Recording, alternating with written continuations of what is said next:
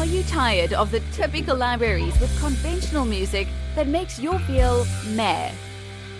Introducing Leerecs.com, the music website made for and by minds like you. Our team are lifelong musicians and producers in love with music. Search the Leerecs music catalogs and find music with guaranteed originality.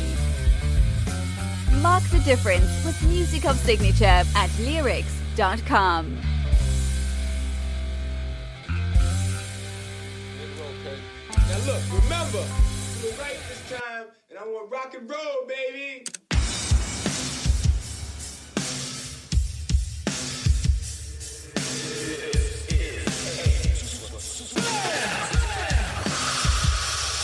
I met this little black kid with a rock guitar. He said, TMC, I know who you are. Everybody knows that you're king of the rock, the baddest MC on any block. The son of Byford, brother of Al. You played at the Fever for a king named Sal. You rock to the beat of a Larry Smith, a master and a wizard with a musical gift. Awesome. This is BIG K.O. and this is Ghetto Metal. He's a multi-platinum guitarist and producer, a guy with a big career, and thankfully we have him here with us today. Hi K.O., how's it going? It's going good, man. Good to be here. Glad to be on your show. Fantastic. Likewise, we're so glad to have you. You know, this is incredible. This is fantastic. You know, you have a lot to offer to aspiring musicians, to music lovers. You have a long career. You have an affiliation with Gibson Guitars. Amazing. So, you know, why don't you take the floor and introduce yourself for those who don't know you, please. Hey, well, I'm Big K.O. I'm from New York. I grew up, playing guitar and producing hip-hop music and being a DJ. And I've been lucky throughout my career to work with some cool artists. And currently I work with Jared DMC McDaniel. And we have a really, really dope new single out right now called Ghetto Metal. And it's doing really great, man. And I've always just been a guy who just loved music, played a variety of instruments, but the guitar was always my thing. And because of groups like Run DMC, it really gave me an identity of who I wanted to be musically and kind of like what I wanted to pattern myself after as a young man. So I'm very lucky and honored to work with DMC, and I'm glad everybody's enjoying the single. I'm sure they will. This is top quality, and what's your part in this particular song, Ghetto Metal? Well, Ghetto Metal, I produced it, and I played all the guitar parts that you hear on it are played by me. I played lead and rhythm guitar on it, as well as bass, and I produced and arranged it as well. So really, I was able to shape this record from top to bottom as a producer and a musician, and it was code written by myself and DMC. So it's really awesome and an honor to be affiliated with a record with an artist like DMC who's so esteemed in his career. It's a blessing. Absolutely. This sounds incredible. So your chops as a producer is absolutely accredited here. And so tell us a little bit of, like you were saying, of your beginnings, and especially the scene in New York. Did you have to travel outside of New York? Did you spend your career? How was that? So especially for those who are trying to follow your steps in a little, in a sense. Oh yeah, sure. I came up in the late '80s, and that was probably the golden era of hip hop during that time. And also probably like a really defining moment for rap music as well. So I was a teenager at that time, and I was able to like really blend all of these influences together at that time, and that really developed who I was as an artist and a young man. But the scene at that time was great.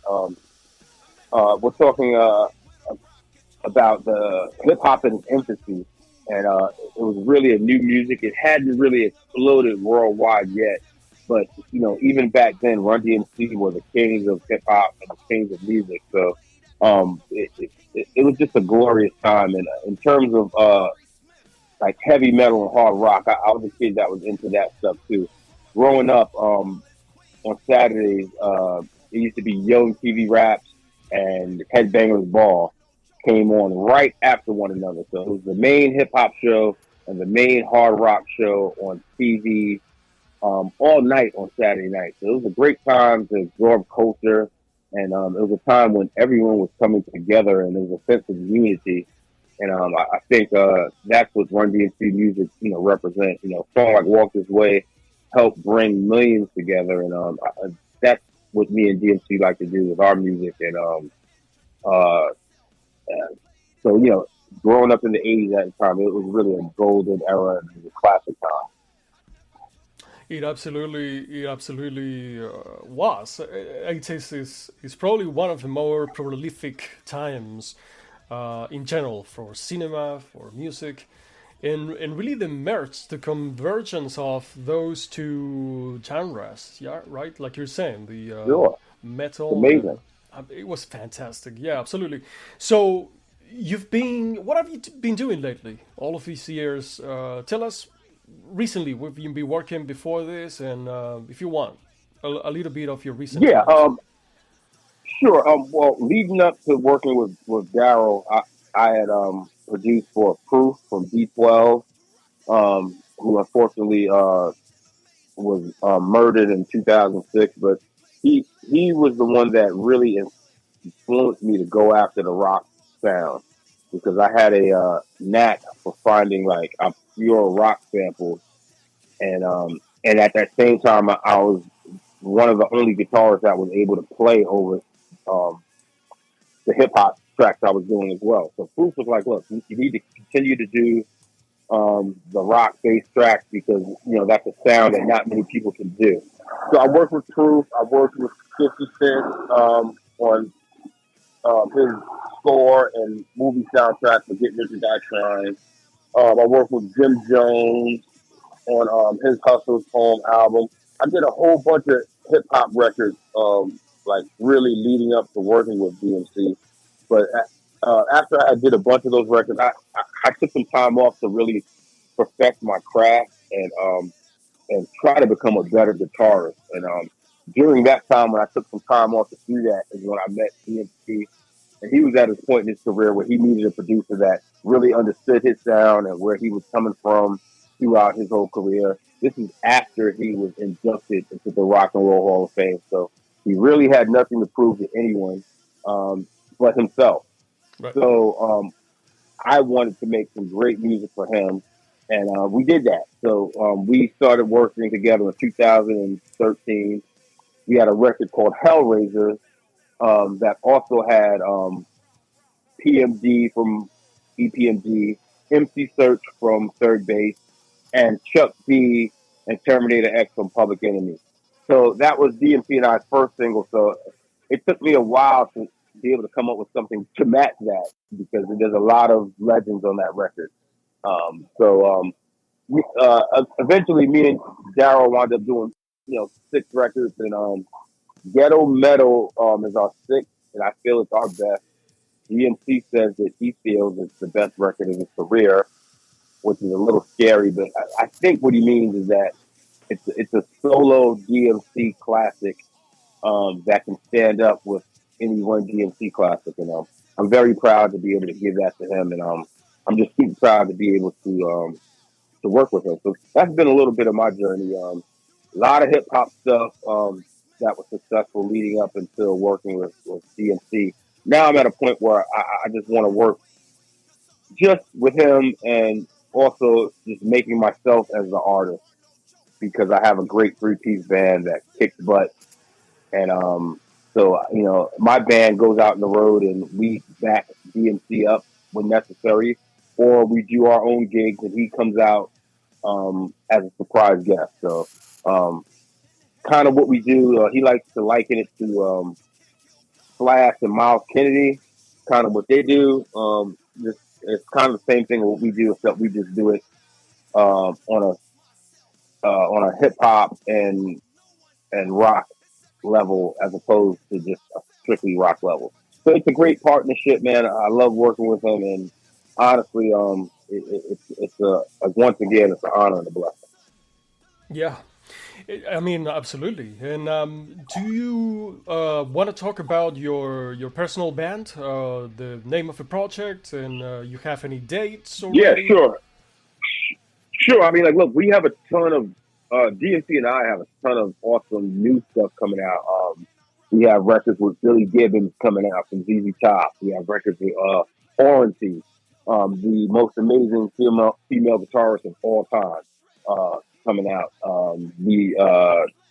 But my band, the Knockouts, who supply the music for all of our singles, consists of myself, my drummer Ephraim Molina, and my bass player Rich Clemson. We are a trio, a hard-hitting power trio, very similar to Mountain, but even more dangerous, being that we're from New York. We try to get loud. We are super, super heavy. And when people look at me and they look at my background in hip-hop, no one expects me to play the guitar. No one expects me to have a band, which is why I'm able to come out and really shock people and get attention from great journalists like yourself.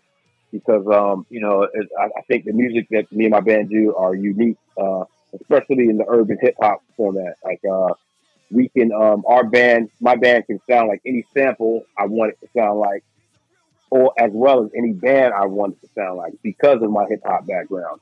But when it's time for us to show our stuff on originals and really blow someone off the stage, I'm very well capable to do that because I'm a gunslinger.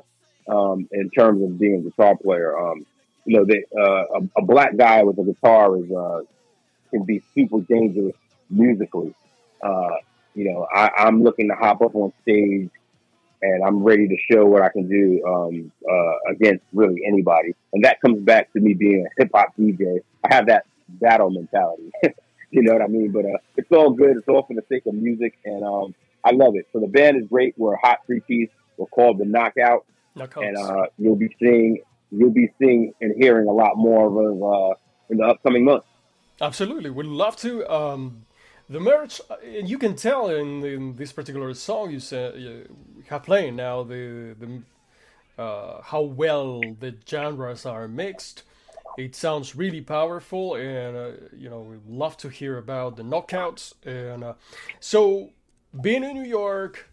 Being supposed in all the venues, the Lances, everywhere in the Lower East Side. Like, where do you normally play that people can go see you? Right now, because it's freezing in New York, my band is in Florida right now, and we're based out of New York and Florida. And in the colder months, we like to come down here and jam and work on our music and record because it's a lot better than recording in the Northeast during the winter months. Yeah. We're down here rehearsing and jamming. We have shows, actually a promo tour that starts at the end of February, and we're zigzagging across Florida. And then we're coming up to the Northeast for a couple of club dates, which I'll keep you up to date about. Basically, yeah, we're hitting the road when the weather gets a little warmer and the COVID restrictions lift a little bit, and we're going to be doing some very exciting pop-up performances. DMC and I, backed by the Knockout, and we're going to be doing that at some major events coming up. So it'll be events that will be really impactful, network TV stuff that I can't talk about, but you'll be seeing the band and DMC and I out on the road like this spring, and I really want everybody to come out and just like check it out because if you're into hip hop, if you're into rock, if you're into heavy metal, if you're into blues, if you're into funk, if you're into soul, and you're into classic throwback music, when you come out and check out Big K.O and the Knockout, along with DMC or DMC and the Hellraisers. When we all come out together, it's an amazing night of good times and great music. So I look forward to seeing everybody out there. So there you go. Soon, very soon, you're gonna hear a lot more about Big K.O, his band, the Knockouts, DMC, and we're looking forward to it. Absolutely, very, very excited. So, you want to talk about this affiliation you have with Gibson guitars? How do you hit that? Like, you know, how do you come about? Yeah, that honestly has been the biggest blessing and motivational factor in my career in the past year. You know, Gibson, they have millions of players. They're the most esteemed and legendary guitar brand on the planet. So just to get on their radar in any capacity was huge. But you know, there was no secret to it. I just, you know, really played my heart out. I believed in what I was playing, and I just, like everyone else doing right now, I just kind of posted videos and did my thing. And it got noticed by the right people within the company. A good friend of mine, Go, who is the president of Epiphone. I kind of linked up with him and got to know him, and he kind of brought me into the family, and then I just had to continue to play and just show them that I'm someone that is worthy of representing their brand. And sometime in 2020, I was lucky enough to get full support and be followed by all the social media pages. And then the president of Gibson, Mr. Cesar Guikin, you know, followed me on Instagram, and once he put his arm around me, things really took off. I was able to go to Nashville and meet all the amazing people at Gibson.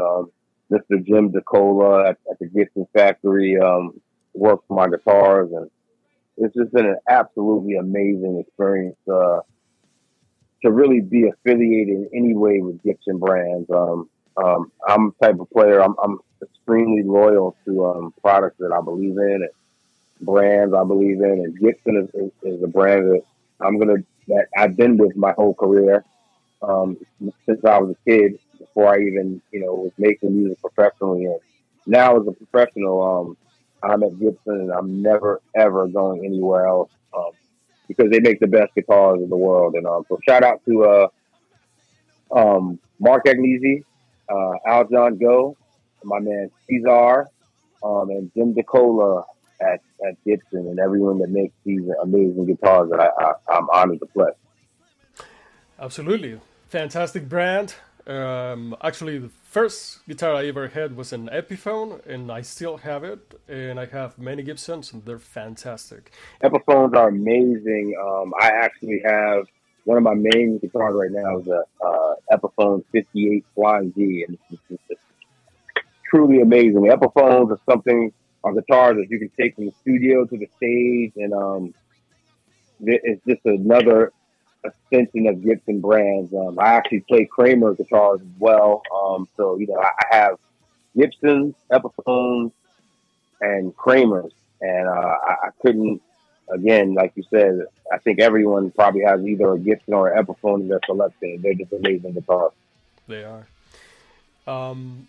So for Gibson, I'm sure they're proud to have you, and I'm really glad that, you know, everything's working out so well for you.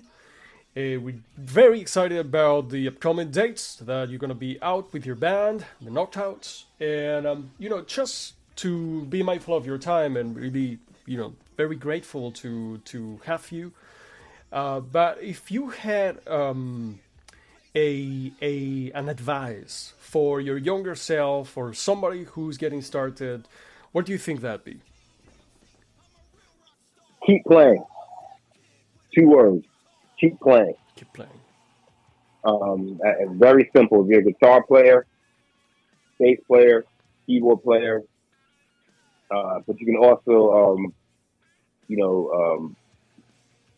compare it to your life.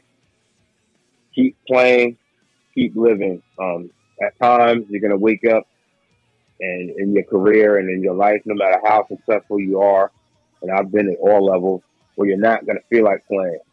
And I'm here to tell you, great things happen when you can just tell yourself to keep playing.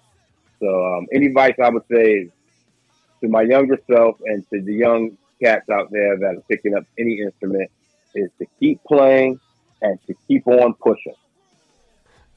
Good advice. All right, so this was BIG K.O. We're very proud and very grateful to have you, such a musician of great caliber, and really all the best. Thank you again for your time, and hopefully... Thank you so much. Thank you for having me. It's been awesome. Thank you. Likewise. All right, until the next one, and in the meantime, we're going to enjoy a little bit more of ghetto metal. All the best. Ready to roll, Kurt. Now look, remember, do it right this time, and I want rock and roll, baby.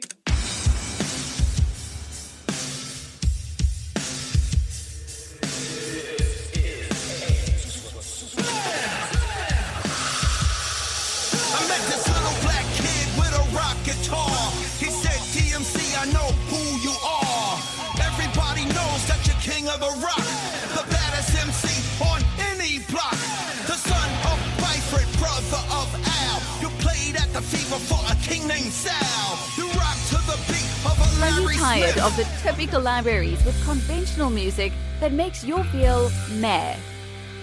Introducing Leerecs.com, the music website made for and by minds like you. Our team are lifelong musicians and producers in love with music. Search the Leerecs music catalogs and find music with guaranteed originality. Mark the difference with music of signature at Leerecs.com.